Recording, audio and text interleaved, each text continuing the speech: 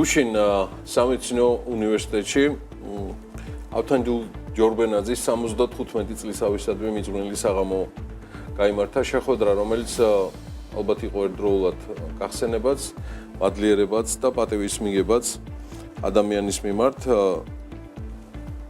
რომელმაც ქართული მედიცინის და მთლიანად საზოგადოების ისტორიაში მნიშვნელოვანი კვალი დატოვა. ბატონი ავთო ნამდვილად გამორჩეული იყო თავის თაობაში, გამორჩეული პირველ რიგში ალბათ მაქსიმალიზმით, გამბედაობით და აი ამ თვისებებმა მისცა.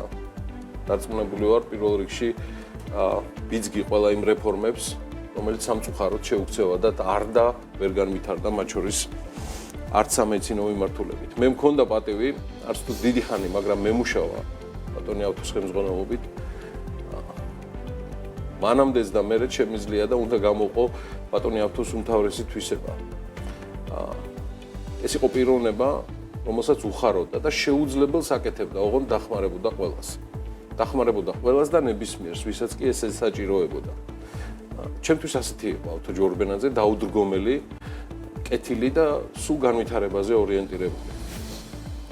მე დარწმუნებული ვარ, რომ ამ შეხვედრაზე, რომელსაც ვერ დავესწარი, სამწუხაროდ თბილისში არ ყოფნის გამო, ასეთი ბატონი ავთოც გაიხსენეს, გულისხმიერი და ყველას გვერდში მდგომი საქართველოზე უსაზღროდ შეყვარებული ადამიანი. მე მინდა მოკითხვები შეუთვალო ქალბატონ ნინოს და ბატონი ავთოს დიდ ოჯახობას.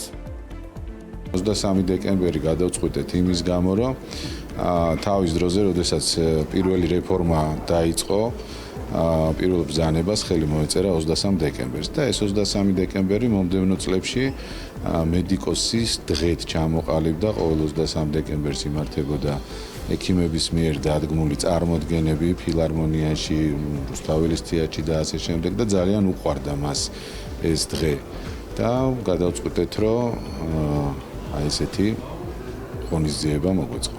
რაც უფრო მეტად დავაფასებთ ჩვენ ღვაწლმოსილ მუშაკებს, ეს იქნება მედიცინის დარგში, თუ იურისპრუდენციის დარგში, თუ სხვადასხვა დარგებში ამას მნიშვნელობა არ აქვს, მით უფრო დაფასებული იქნება ქვეყანა, იმიტომ რომ თუ შენ აფასებ შენ წინამორბედს, შენს მასწავლებელს, შენს ადამიანს, რომელიც მოღვაწეობდა შენი ქვეყნის სასიკეთოდ, რა თქმა უნდა, შენ აფასებ შენ თავსაც, აფასებ შენ ქვეყანას, გიყვარს შენი ქვეყანა და შესაბამისად ზრუნავ მომავალ თაობაზე. ამიტომ ეს არის ძალიან მნიშვნელოვანი, ძალიან აუცილებელი ესეთი ღონისძიებების ჩატარება და მე მოხარული ვარ, რომ ესეთი მნიშვნელოვანი ღონისძიება, რომელიც ეძღვნება ბატონი ავთანდილ ჯორბენაძის იუბილეს, ტარდება თბილისის სახელმწიფო სამედიცინო უნივერსიტეტში, რომლის საპატიო დოქტორიც იყო ბატონი ავთანდილი. ბატონ ავთანდილს უდიდესი როლი აქვს ჯანდაცვის სისტემის განვითარებაში, რამე თუ როგორც მოგეხსენებათ, ეხლა ყოველს მარტივი გონია.